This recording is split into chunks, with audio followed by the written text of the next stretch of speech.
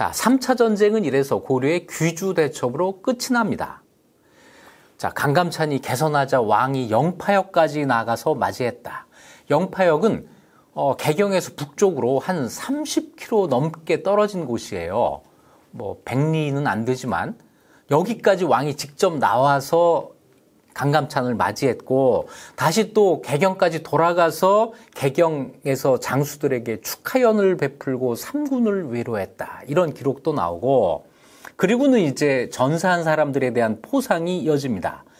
통주에서 유백부 등 173명이 싸우다 적에게 죽임을 당했으니 관직을 추증하고 관직을 높여주고 그들 집에 쌀과 보리를 차등 있게 하사했다. 7월에 도병마사에서 아뢰기를 이번에 거란을 방어하며 공이 있는 사람이 9,472명이니 그들의 품계와 직위를 높여주시기 바랍니다. 라고 하니 따랐다. 깨알 같지 않아요? 9,472명. 네, 확실하게 센 겁니다. 그리고 송나라와 다시 손을 잡으려고 해요. 송나라에 하정사라고 한 걸 보냅니다. 이거는 정규 사신이에요. 하정사라는 건 뭐냐면 신년, 새해를 축하하는 사신이라는 뜻이에요. 이거는 책봉 조공 관계가 맺어진 상태에서 보내는 사신인데 이걸 송나라에 보낸 거예요. 자, 우리 거란에 이겼으니까 우리 둘이 힘을 모아서 거란과 이제 싸웁시다. 이런 의사를 고려가 확실하게 보낸 건데요. 송나라의 반응이 재밌습니다. 송나라는 고려의 승리에 안심하지 않아요.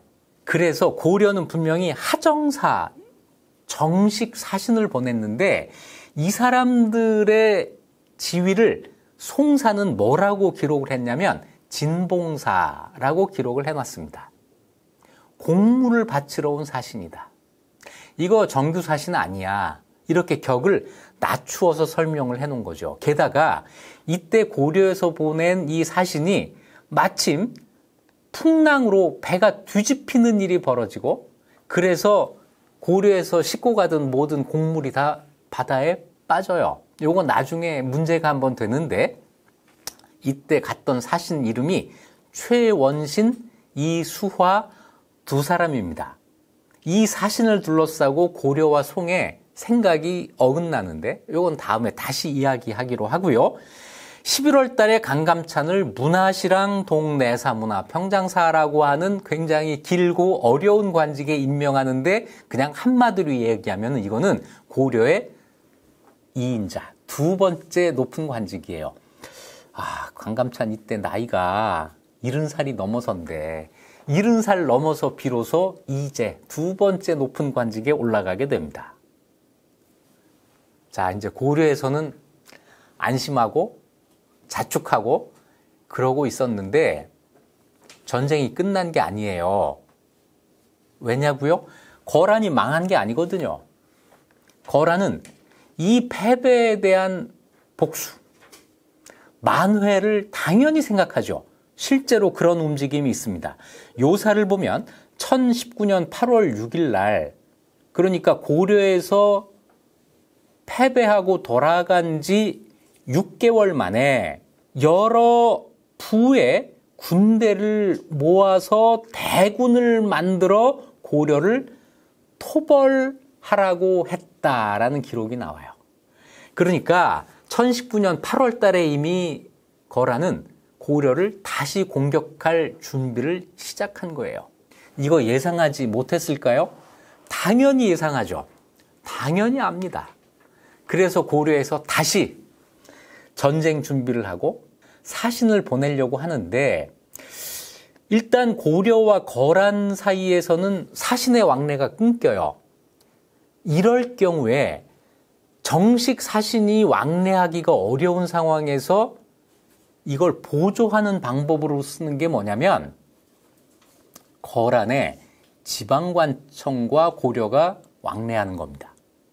이거는 거란의 입장에서도 위험부담이 적어요. 전쟁에서 지고 갔는데 갑자기 거란에서 정식 사신을 고려에 보내기는 어려워요. 사신 보내서 어떡하겠어요? 우리가 졌어, 인정할게, 이러겠어요? 우리가 잘못했어. 이제 싸움 그만하자. 이러겠어요. 이건 어렵거든요. 그런데 이 뭔가 핫라인이죠. 이게 없어져 버리면 두 나라가 다 어려워진단 말이에요. 이 한 라인을 복원해야 되겠다. 그래서 먼저 이 한 라인을 복원한 게 거란 쪽입니다. 거란이 동경에서 거란 동경, 이거는 거란은 한 지방이잖아요. 고려에서 가까운 지방이죠.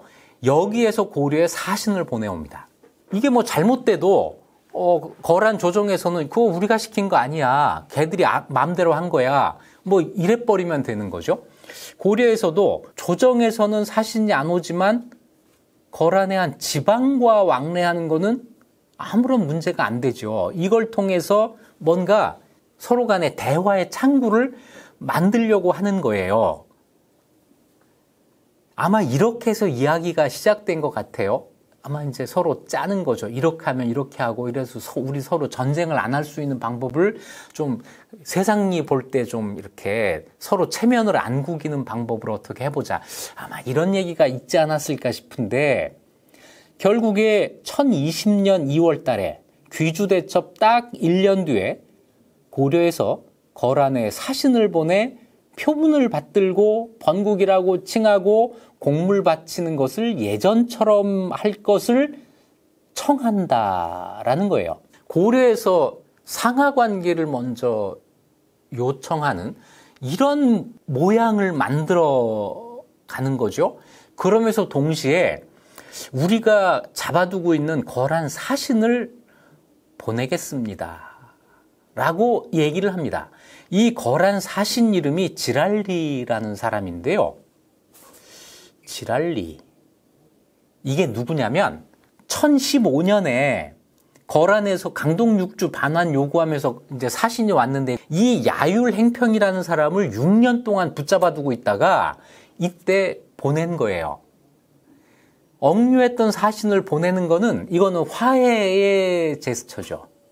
우리 그만 싸웁시다라고 하는 이런 얘기예요. 1020년 2월 달에 고려가 그랬는데 거란에서는 어떤 기록이 있느냐면 그해 5월 달에 고려 왕순이 현종이 표를 올려 칭번 납공, 번을 칭하고 공물을 바칠 것을 전처럼 할 것을 청하고 억류하고 있었던 지랄리를 돌려보냈다. 고려사 1020년 2월 기록하고 요사의 1020년 5월 기록이 정확하게 일치하고 있는 거죠. 그래서 지랄리가 야율행평이 거란으로 돌아오는데 요사에 따르면 지랄리는 고려에 6년 동안 있었고 충절을 꺾지 않았다. 그래서 이마라고 하는 이건 관직입니다.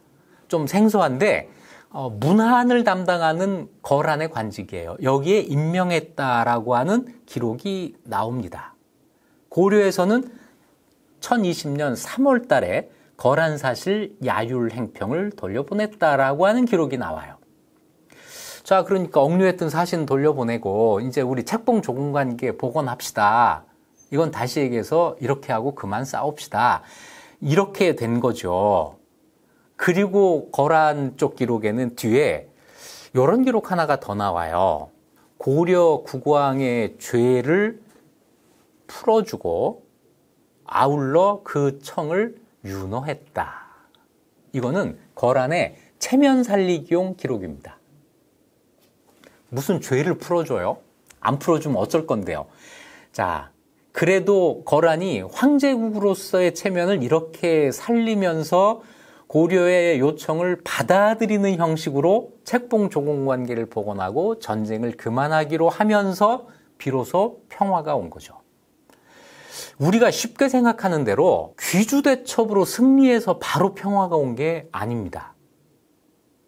고려가 이겨서 거란을 물리쳐서 평화가 왔다고 하려면 거란이 이 전쟁으로 심각한 타격을 받아서 국력이 쇠퇴했거나 망했거나 했어야 되는데 거란은 이 이후 100년 동안 동아시아의 패권 국가로 여전히 유지가 됩니다.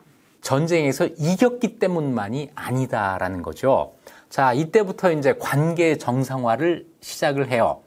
고려에서 먼저 송나라에 보냈던 그 사신 2명, 아직 이름 기억하고 계세요? 최원신, 이수화를 유배합니다. 유배한 이유가 송나라에 가서 무리를 일으켰으므로 이렇게 돼 있어요. 그 무리를 일으킨 게 뭐냐면 곡물을 바다에 빠뜨렸던 그건데, 이건 사실은 사신들이 잘못한 게 아니고 처벌할 일이 아니죠. 뭐냐면 고려에서는 송과 왕래했던 사실을 어떤 형태로든 처벌을 한 거예요. 이렇게 하면서 거란에 보여주는 거죠. 우리가 송에 접근했던 것은 확실히 잘못된 것이고 그 사신도 처벌을 했어. 아주 소심한 반성문 같은 거를 이런 식으로 쓴 거예요. 그리고 이해에 최재안이라는 사람을 거란에 보내서 천령절, 이거는 거란 황제의 생일을 축하했다. 그런데 또 동시에 김맹이라는 사람을 송에 또 보내요. 이 양다리 외교를 복원하는 것 같은 이런 자세를 보이는데, 사실상은 이후 거란과는 계속 사신왕래를 하고 송과는 사신왕래가 거의 없습니다. 아마 김맹이 송에 가서 한 것은 아마 이 사정을 송에 알리기 위한 거였을 거예요. 이제 거란과 책봉조공 관계를 회복했다 하는 사실을 송에 알리기 위해서 사신을 보낸 거겠죠. 그리고 그로부터 2년이 지나서 1022년 4월 달에 거란이 사신을 보내와서 고려 국왕을 책봉합니다. 거란과의 책봉조공 관계가 정식으로 복원이 됐고, 이때부터 거란 연호를 다시 사용하기 시작해요. 자연스럽게 이때까지 쓰던 송의 연호는 이제 사용하지 않게 된 거죠. 그래서 1016년부터 사용하던 송의 연호가 딱 6년 동안 사용이 된 거예요. 송과의 공식적인 관계는 끝납니다. 그런데 송에서는 계속 미련을 가져요. 그래서 계속 송나라 기록, 송사를 보면 1019년, 1021년, 1030년에 계속해서 고려가 공물을 보내왔다라는 기록을 남기게 되는데, 송나라 기록에는 있지만 고려 쪽 기록에는 송에 공물을 보냈다는 기록이 없어요. 이거는 송의 일방적인 생각이고 공물도 아니었던 거죠. 가지고 간 사람도 고려의 관리가 아니고 아마 상인을 통해서 송과 비공식적인 접촉을 한 이 사실을 송 쪽에서는 고려가 공물을 바쳤다라고 기록을 한 걸 거예요. 그리고 계속해서 고려는 거란의 책봉을 받습니다. 자, 현종 이후로 현덕정문, 순선, 헌, 숙, 예종까지 9왕인데, 이 가운데 순종과 헌종 2사람에 대한 책봉 기록은 없지만 아마 이것은 기록이 남아있지 않은 것으로 보이고, 나머지는 전부 거란의 책봉을 받습니다. 한 사람, 덕종도 고려 국왕 책봉 기록은 남아있지 않은데, 국왕이 되기 전에 고려 태자가 되었을 때 고려 국공이라는 이름으로 거란으로부터 책봉을 받은 적이 있어요. 중요한 건 뭐죠? 거란이 망하지 않았다. 고려와 거란의 관계가 단절된 것도 아니다. 오히려 거란의 고려 국왕에 대한 책봉이 계속 이어졌다라는 거죠. 자, 그걸 의식한 아주 재밌는 기록 하나가 있습니다. 고려 예종 때, 이때는 여진족이 일어나서 거란을 막 공격하고 있을 때입니다. 이래서 거란이 약화되고 있을 때 송이 그 틈을 타고 고려와 관계를 개선하려고 한 거예요. 그래서 송이 고려에 그때 가장 바란 건 뭐냐면 자기들이 고려 국왕을 책봉할 수 있기를 바래요. 자, 이런 생각을 가지고 고려에 사신을 보냅니다. 이 사신은 송나라 황제의 조서를 가지고 오는데, 이 조서가 이렇게 쓰여 있어요. 왕께서 이미 북조의 책봉을 받았다고 들었습니다. 그러니까 고려 예종이 거란의 책봉을 받은 걸 우리도 알고 있습니다. 그런데 지금 남조와 북조가 100년 동안 우호 관계를 맺어 의리가 형제 같으니, 그러니까 이 남조와 북조가 형제 같은 관계를 계속 맺어왔다는 거예요. 그래서 우리가 갑자기 거란으로부터 받은 책봉을 이제 버리고 우리 책봉을 받으라는 얘기는 못 하겠어요. 이런 거예요.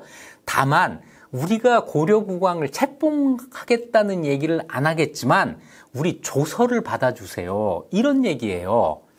조서를 받는다는 건 뭐냐면 군신관계를 인정해달라는 얘기거든요. 그러니까 고려한테 책봉은 거란 거 그냥 갖고 있대. 우리하고 군신관계를 좀 복원해보면 어때? 이렇게 넌지시 떠보는 거죠. 자, 이거는 송과 거란과 고려의 삼각관계에서 나올 수 있는 얘기지만 중요한 건 뭐다? 거란이 고려를 책봉했다고 하는 사실은 고려도 인정하고 송도 인정하고 있는 사실이었다라고 한 겁니다. 그리고 1125년에 가서야 거란이 멸망해요. 귀주 패배 이후에 100년을 간 겁니다. 이 100년 동안의 평화는 귀주대첩 하나만 가지고는 설명될 수 없는 거예요. 전쟁 이후 고려와 거란의 관계. 다시 한번 사실이 어땠는지 꼭 생각할 필요가 있습니다. 고려 외교가 100년의 평화를 가능하게 했다라는 것이죠. 지금까지 이익주는 역사였습니다.